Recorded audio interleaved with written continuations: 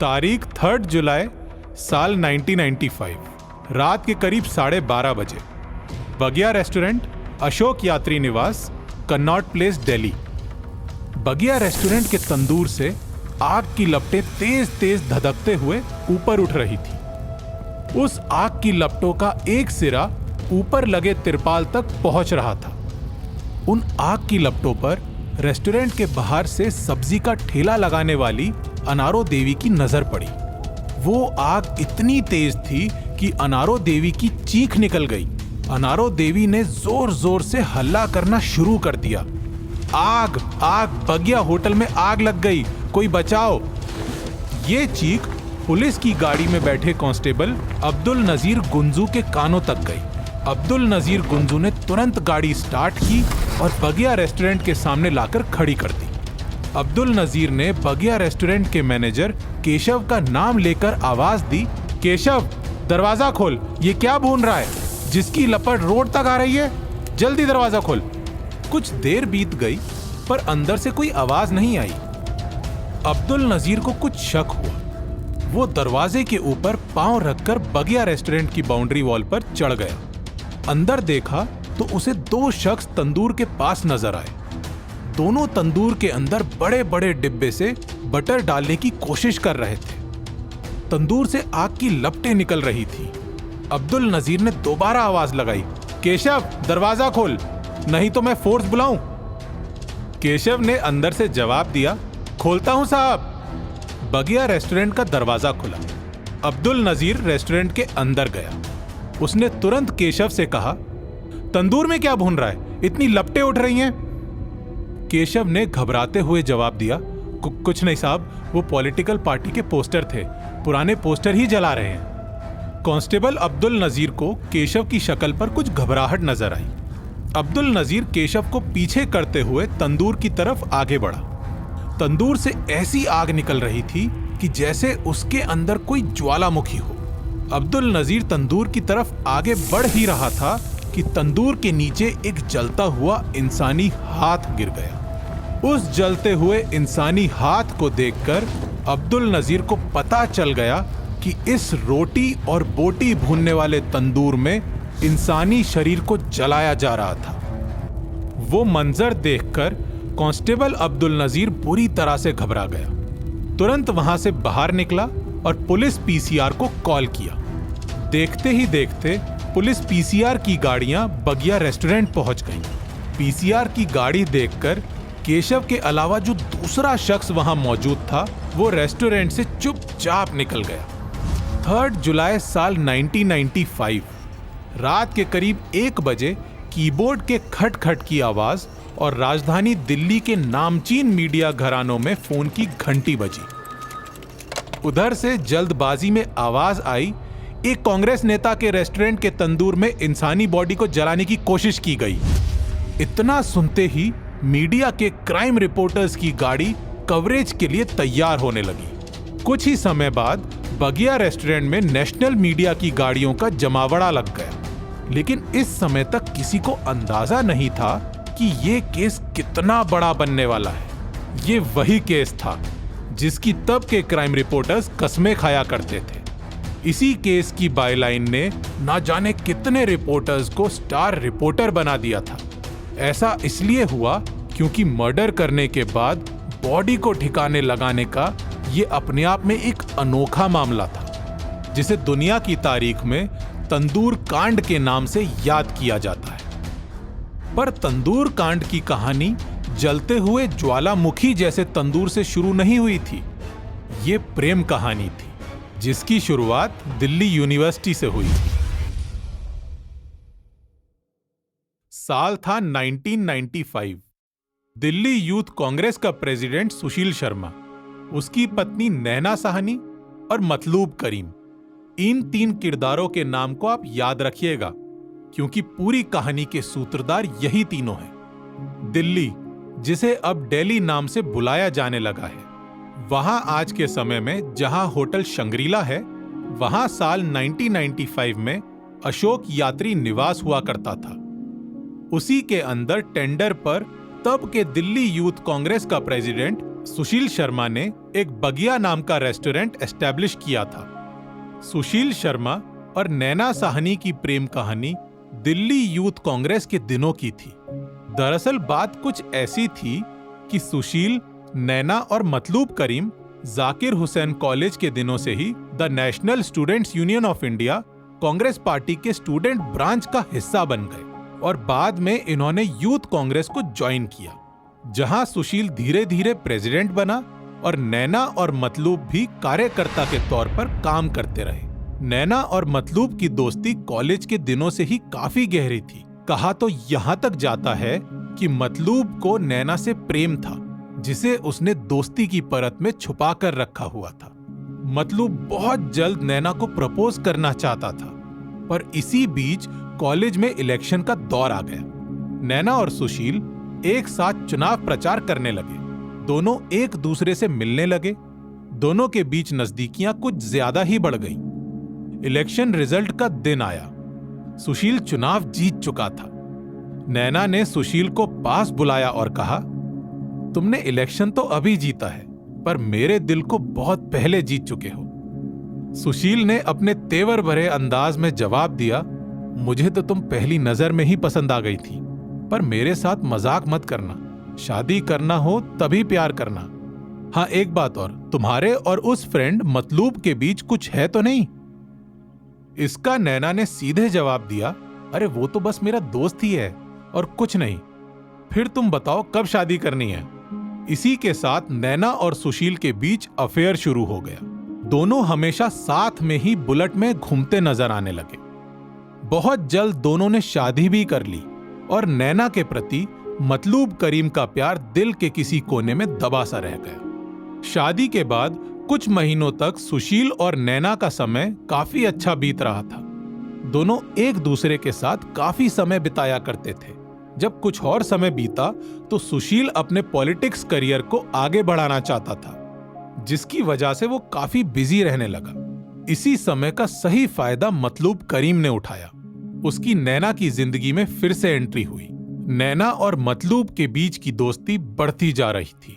एक दिन अचानक मतलूब ने नैना से कहा, नैना, ब्यूटी विद ब्रेन का कॉम्बिनेशन है तुम्हारे पास, इसलिए तुम्हें फिर से यूथ कांग्रेस की तरफ लौटना चाहिए। तुम्हारे अंदर काबिलियत है। नैना ने उस समय तो मतलूब की बात को अनसुना कर दिया, पर वो समय भी जल्दी आ गया जब मतलूब के कहने पर नैना भी यूथ कांग्रेस में एक्टिव पार्टिसिपेशन दिखाने लगी। हालांकि नैना और मतलूब करीम की दोस्ती के बारे में सुशील शर्मा को भी अच्छे से पता था, पर शादी के बाद मतलूब का नैना की जिंदगी में दखल देना सुशील शर्मा को रास नहीं आ रहा था। उसे ऐसा लगने लगा था कि नैना की जिंदगी में मतलूब कुछ ज्यादा ही इंटरेस्ट दिखा रहा है। धीरे धीरे समय आगे बढ़ा और सुशील का शक सही साबित होने लगा, क्योंकि मतलूब करीम और नैना की दोस्ती पहले से ज्यादा गहरी होती जा रही थी। दोनों अधिकतर साथ में ही नजर आया करते थे। कई बार सुशील ने नैना और मतलूब को एक दूसरे से फ्लर्ट करते हुए भी देखा था। मतलूब और नैना की दोस्ती अब उस मुकाम पर आ गई थी कि सुशील के मन में शक का बीज और ज्यादा गहरा होने लगा था। कुछ समय और गुजरता गया।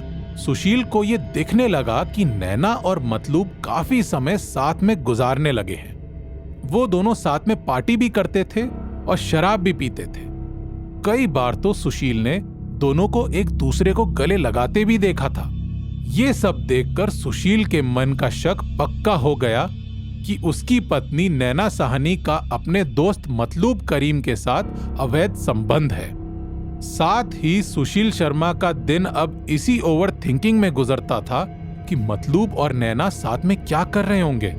उसके मन में ये बात घर कर गई थी कि मतलूब और नैना साथ में बिस्तर शेयर करते हैं। तारीख आई 2 जुलाई 1995। दिल्ली के गोल मार्केट का सरकारी बंगला 8x2A। रात के करीब 8:30 बजे सुशील घर का दरवाजा खोलकर अंदर आया और अंदर आते ही उसकी नजर अपनी पत्नी नैना पर पड़ी। तब नैना किसी से फोन पर हंस हंस कर बातें कर रही थी। नैना कॉल पर कह रही थी, तुमसे मिलकर सुकून मिलता है। लेकिन तभी सुशील की आहट सुनते ही नैना ने फोन काट दिया। सुशील ने तुरंत सवाल किया, नैना तुम किससे बात कर रही थी? नैना ने झूठ बोल दिया, किसी से नहीं यार, रॉन्ग नंबर था। तुम क्यों मेरे कॉल को सुनते रहते हो? ये बोलकर नैना किचन की तरफ चली गई। नैना के हाव भाव से सुशील को शक हुआ। अपने शक को पुख्ता करने के लिए सुशील ने लैंडलाइन फोन पर रीडायल बटन दबा दिया। उधर कॉल की घंटी गई और फोन मतलूब करीम ने उठाया। सुशील का शक सही निकला। उस रॉन्ग नंबर का पता नैना साहनी के करीबी दोस्त मतलूब करीम का घर था। अब सुशील के दिमाग में यह बात बैठ गई थी कि उसकी पत्नी का अफेयर मतलूब करीम से चल रहा था और उसकी गैर हाजिरी में नैना और मतलूब फोन में घंटों बात करते थे। सुशील शर्मा सीधे नैना साहनी के पास गया और उस पर इल्जाम लगाते हुए कहता है, तुम मुझसे झूठ बोलती हो।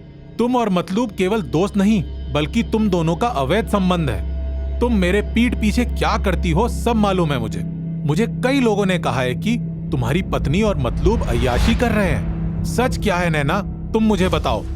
नैना ने जवाब दिया, हाँ कर रहे हैं अय्याशी, बताओ क्या करोगे? तुम जो खुशी मुझे नहीं दे सकते वो मुझे मतलूब से मिलती है। एक सच सुनना चाहोगे? वो ये है कि तुम अच्छे पति कभी बन ही नहीं सकते हो।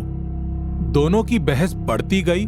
सुशील शर्मा का गुस्सा तेज हो गया और उसने अपनी लाइसेंस वाली पिस्तौल सीधे नैना साहनी के ऊपर तान दी। नैना को लगा कि ये गोली नहीं चला सकता। उसने कहा, हिम्मत है तो चलाओ गोली। और फिर 2 जुलाई 1995 की रात करीब 9 बजे सरकारी क्वार्टर 8/2A से 3 गोली चलने की आवाज आई। ये गोली सुशील शर्मा ने अपनी पत्नी नैना साहनी के ऊपर चलाई थी। पहली गोली कमरे की छत पर लगी, दूसरी नैना साहनी की गर्दन पर और तीसरी गोली नैना साहनी के सर पर, जिससे मौकाए वारदात पर ही नैना की मौत हो गई। नैना के गिरने के बाद सुशील भी वहीं बेसुध होकर बैठ गया। जिस खूबसूरत प्रेम कहानी की शुरुआत कॉलेज के दिनों में हुई थी, उसका अंत 3 गोलियों से हो चुका। हालांकि नैना की मौत के कुछ समय बाद जब सुशील को एहसास हुआ कि उसने गुस्से में अपनी ही पत्नी का मर्डर कर दिया तो उसे पछतावा हुआ, पर अब वो कुछ कर नहीं सकता था। उसने अपने दिमाग को शांत करने की कोशिश की और एक बड़े पॉलिथीन का इंतजाम किया। कुछ घंटे बाद फ्लैट का दरवाजा दोबारा खुला। पिछली बार जब खुला था तो सुशील शर्मा अंदर आ रहा था। अब सुशील बड़ी सी पॉलिथीन को खींचता हुआ फ्लैट से बाहर निकल रहा था।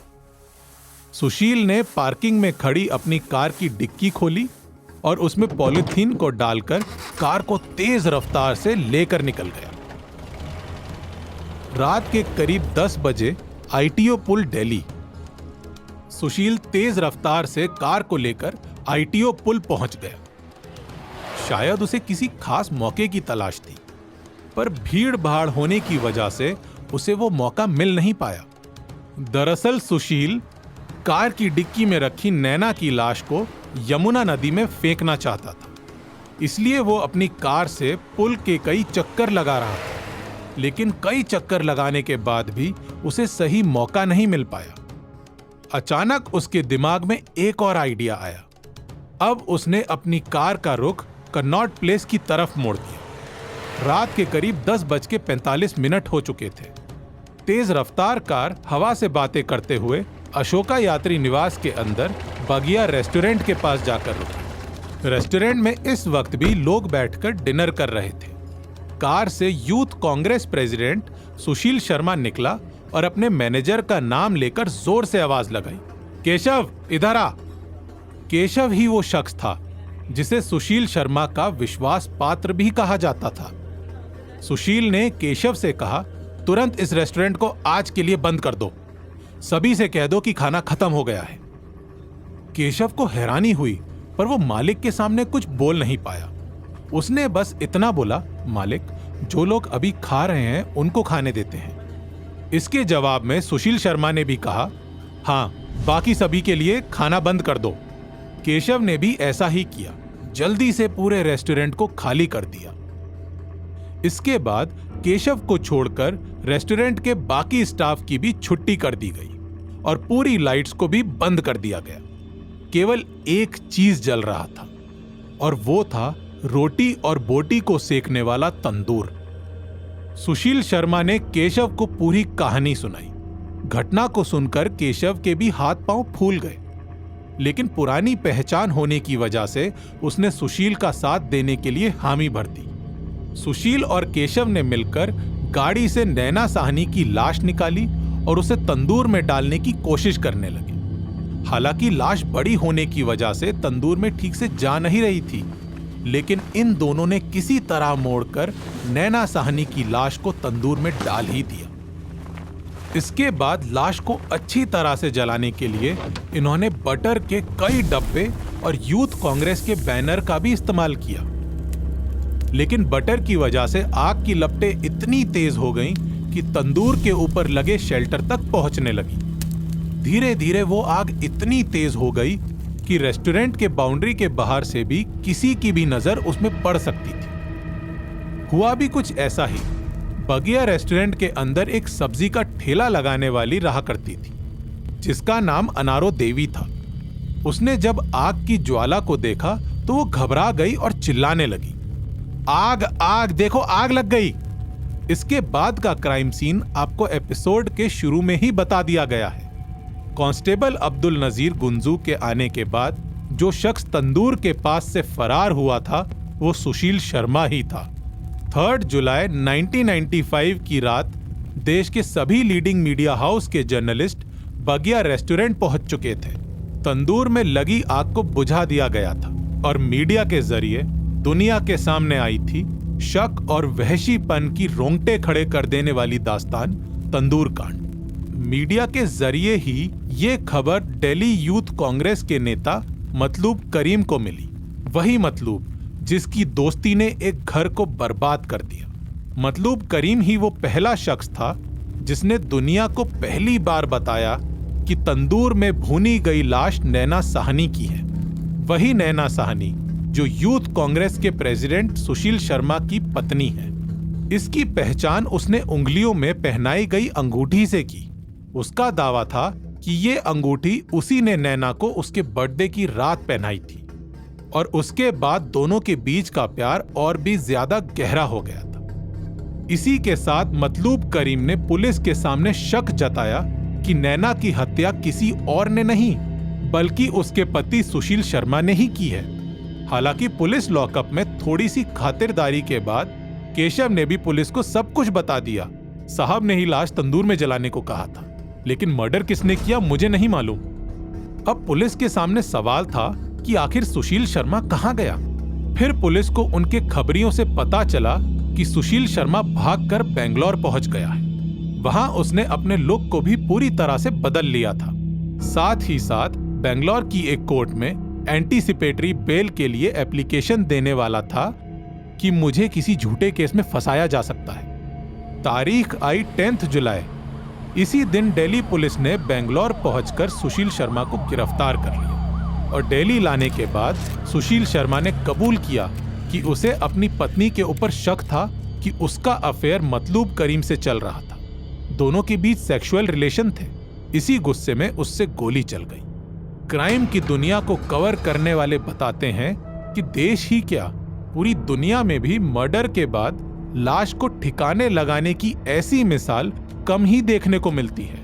इसीलिए 7 नवंबर 2003 को लोअर कोर्ट ने इस केस को रेयरेस्ट ऑफ रेयर के दायरे में रखते हुए सजाए मौत का ऐलान किया। हालांकि 10 साल बाद देश की सर्वोच्च अदालत ने फांसी की सजा को बदलकर उम्र कैद में तब्दील कर दिया।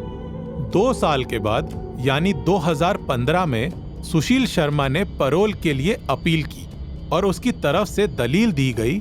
उसने उम्र कैद से ज्यादा की सजा जेल में काट ली है। इसके बाद बिना किसी शर्त के उसे पैरोल पर रिहा कर दिया गया। साल 1995 में वो अरेस्ट हुआ था और साल 2015 में पैरोल के माध्यम से उसे रिहाई मिल गई थी।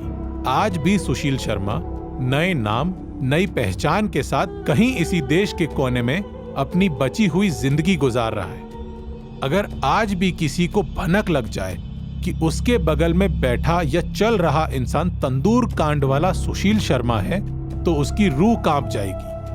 तंदूर कांड, जिसने दुनिया को डरने में मजबूर कर दिया था। एक ऐसा कांड जिसने इश्क और शक के बीच की महीन रेखा को समझाने का काम किया कि कैसे एक छोटा सा शक कई जिंदगियों को पूरी तरह से खत्म कर सकता है। ऐसी ही और रियल मर्डर मिस्ट्रीज के लिए सुनते रहिए